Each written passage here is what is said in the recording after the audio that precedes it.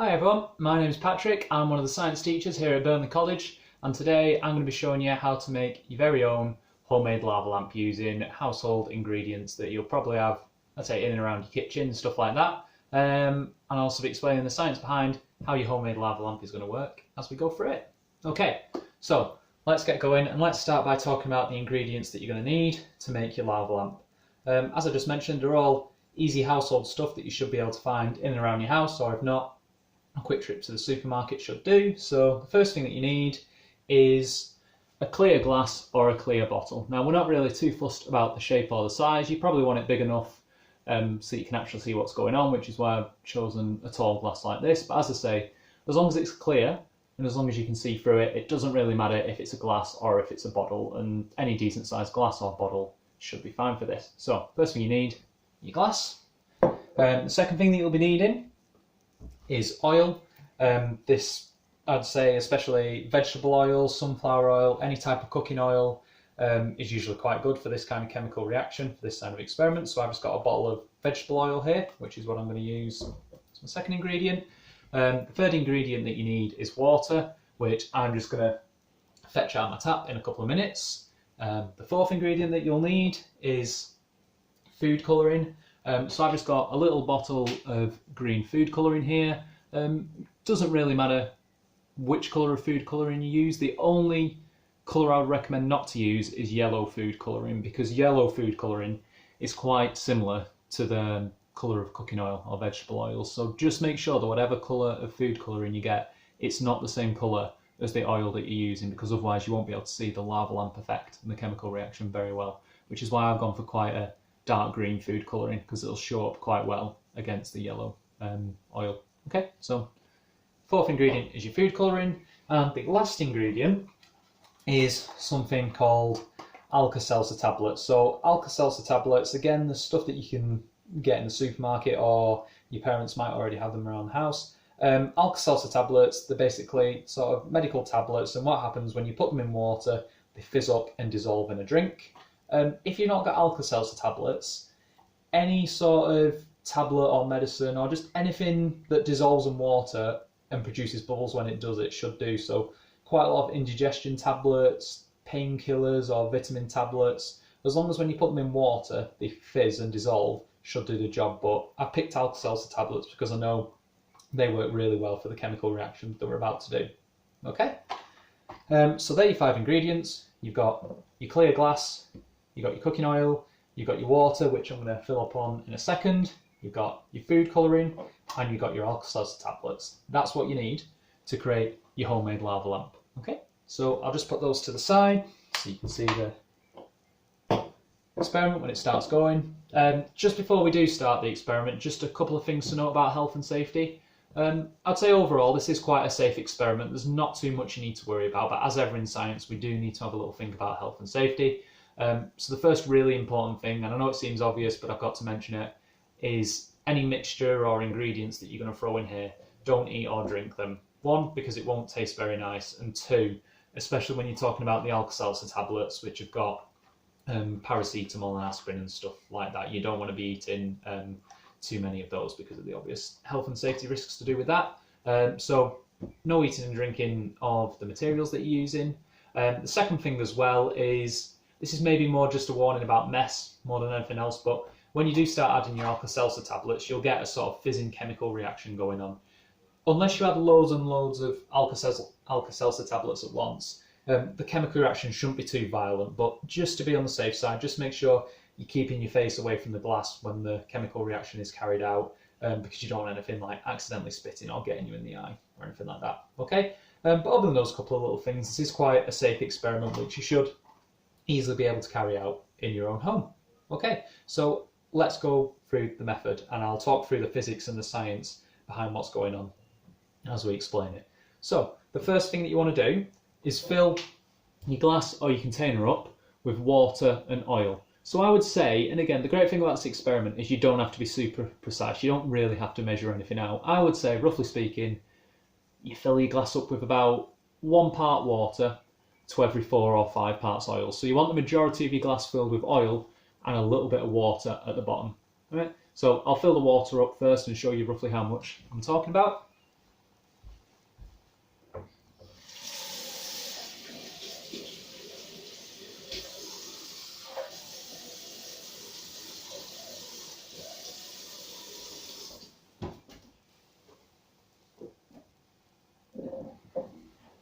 Okay, so you can see that glass, it's probably about a fifth full of water. So once you've done that, the thing you do after that is add your cooking oil. So let's fill pretty much all the rest of the glass up with oil.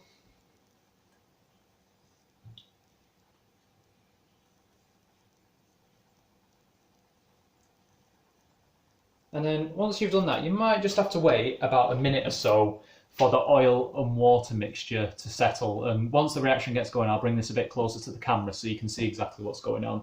But you can see already actually that the oil and the water, even if you try to mix them together and mix it all around, eventually if you leave this oil and water mixture alone long enough, the oil and the water, they don't like mixing together. So what you should find after you wait a few seconds is that you get all the oil on the top of your mixture and then your water just stuck at the bottom as well. So your oil and your water, they don't mix together, they separate out from each other.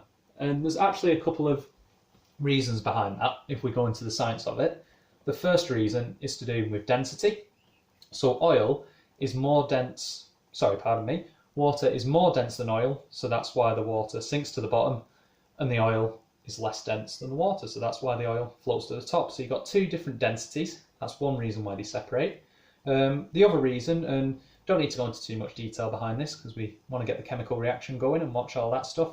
Second reason is to do with something called polarity. So oil is made up of some molecules that are called non-polar molecules, and the water is made up of molecules that are called polar molecules. And the only other thing you need to know is that polar molecules and non-polar molecules don't really like mixing, so that's another reason why the two liquids separate.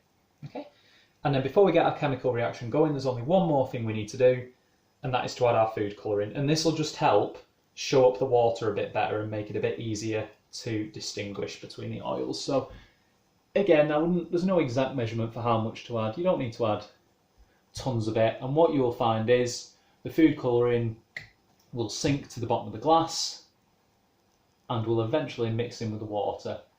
What you can see here is the food colouring hasn't mixed in immediately with the water, so if that happens, and again it's a dead easy fix, just get a spoon or a fork or whatever and just mix it up a bit at the bottom, and that'll help the food colouring and the water mix together. Perfect, you can see that that's already a lot better. And again, same as when I added the oil and the water the first time, you might just want to wait a few seconds for all the food colouring and the water and the oil just to separate out into those two layers. But eventually, if you leave it long enough, what you'll have is your glass, most of it full with oil on the top, and then you'll also have your food colouring and water mixture on the bottom. Once you've let that settle and you've got those two really clear layers, you can start your lava lamp experiment.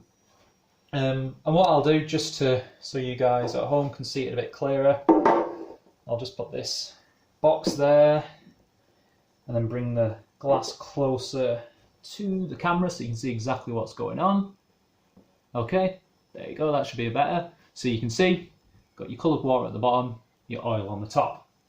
And all you need to do to start your lava lamp and to get the chemical reaction going is you just need to go to your last ingredient, which is your Alka-Seltzer tablet. So all you do is just get one of the tablets out, and then before you add it, because that's what starts the chemical reaction, really good bit of advice here is break the tablet into tiny pieces in your hand. So you want to break it into quarters, maybe even more, because the more pieces that you break your tablet into, the better a chemical reaction you will get. So if I can just go to the camera there, don't know if you can see that, but you can see I've broken the Alka-Seltzer tablet into little pieces.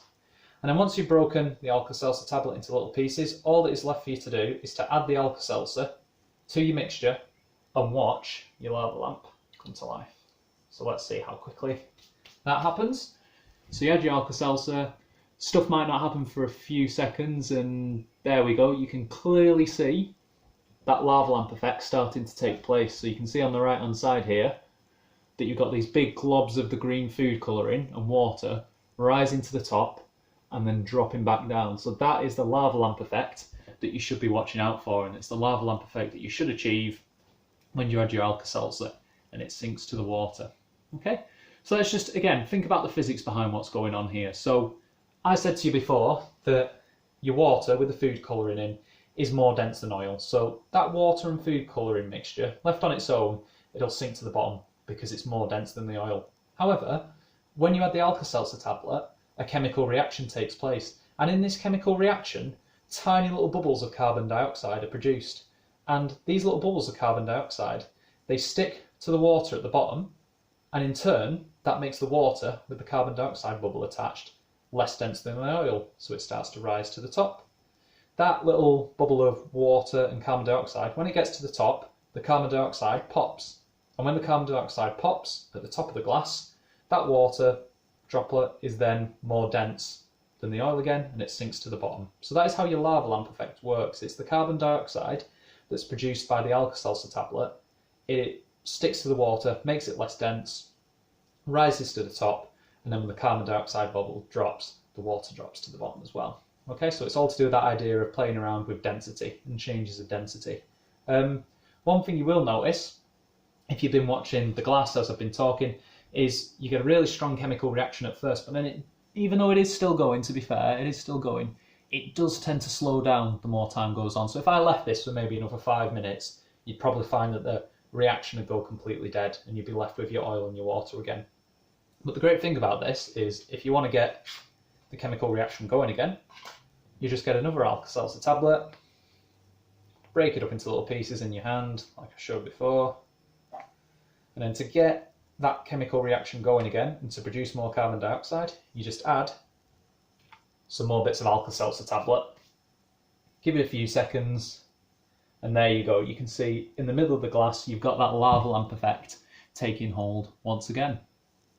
Once you've done that, once the reaction gets going, that, you can see the bubbles rising to the top, that is how you create your homemade lava lamp, just from a few simple household ingredients at home. You play around with this, you can repeat the experiment more than once, so if you wanted to look in a bit more into this, you can repeat it with different amounts of water, different amounts of oil, see if that makes a difference. You can use different food colourings as well to see if it creates a better or worse effect. So I've used green food colouring, which has worked quite well for this. I know for a fact that if you use blue and red food colouring, that works as well, so why not try blue and red food colouring? And yeah, just play around with the amount of oil, the amount of water, the food colouring that you use, and just see what sort of lava lamp effect you can create from that. Okay, so that's the demonstration of how to create your homemade lava lamp. Thank you very much for watching.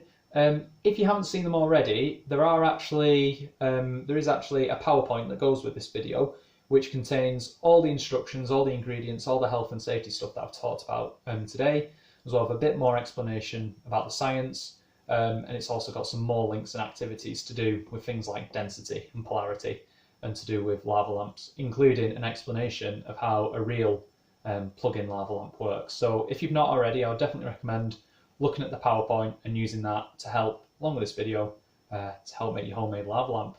But that's everything from me. I hope you enjoyed watching this video. Thank you very much for watching, and enjoy the rest of the Science Festival. Okay, bye bye.